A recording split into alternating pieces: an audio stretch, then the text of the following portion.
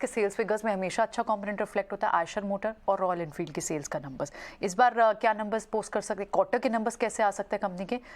विनी से समझते हैं।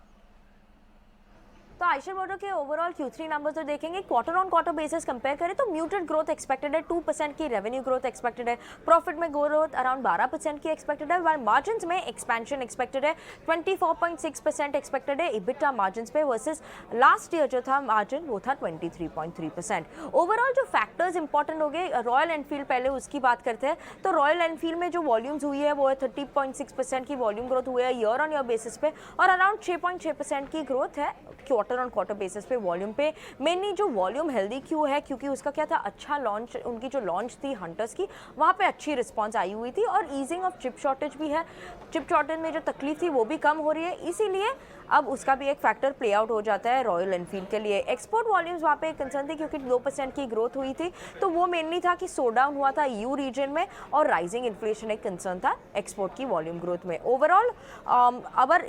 इम्पैक्ट देखें जो आ रही रॉयल एनफील्ड की मार्जिन्स में तो वो है क्या है, ऑपरेटिंग लेवरेज, फिर रॉ मटेरियल टेलविंड्स है जो हेल्प कर रहे हैं मार्जिन्स को, कॉस्ट कंट्रोल मेजर्स है जो मार्जिन्स में है सपोर्ट करेंगे मार्जिन्स को, और ऑब्वियसली जो हाई ओके ठीक है, थोड़े से म्यूटेड रह सकता है लेकिन सेगमेंट वाइज कुछ स्पेसेस तो हैं जहाँ पर आपको हंटर और आरी का ग्रोथ वॉल्यूम ग्रोथ दिख सकती है। इस वीक बाजार में भी ऑटो स्पेस में स्ट्रेंथ है और आयशर मोटर में भी लगभग 1.5% की स्ट्रेंथ है। श्रीकांत, क्या आपके हिसाब से ट्रेड है, आप लेके जाएंगे आयशर मोटर्स को? Shrikant, before the numbers Eicher Motors, और प्लीज अनम्यूट योरसेल्फ। बिल्कुल बिल्कुल बिल्कुल बिल्कुल। इनफैक्ट मुझे लग रहा है कि इसके जो चार्ट पैटर्न है वो क्लियरली इंडिकेट करते हैं कि शायद ये स्टॉक में एक रिबाउंड हमें देखने मिलेगा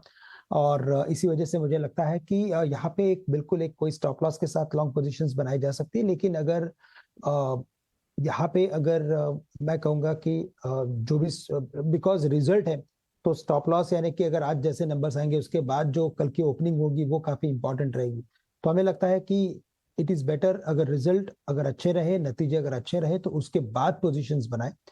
उसके पहले पोजीशंस बनाएंगे और अगर थोड़ी सी अगर डिसअपॉइंटमेंट अगर आती है तो बड़ा क्रैक हमें देखने मिल सकता है। जैसे आज हमने कई सारे स्टॉक देखे, उसमें अगर आप देखेंगे तो लुपिन, यहाँ पे भी हमने एक बड़ा क्रैक देखा है। तो हमें लगता है कि ओवरऑल इस पर्टिकुलर लेवल्स पे कुछ रिस्की ट्रेड्स ना लें और अगर यहाँ पे कुछ पोजीशंस बनानी है तो आप कुछ कैश सेगमेंट में खरीद के चल सकते हैं। Right, before the numbers consciousness rational है और इसी के चलते यही राय श्रीकांत की कि एक बार नतीजे आने दें उसके बाद कोई ट्रेड या पोजीशन ले।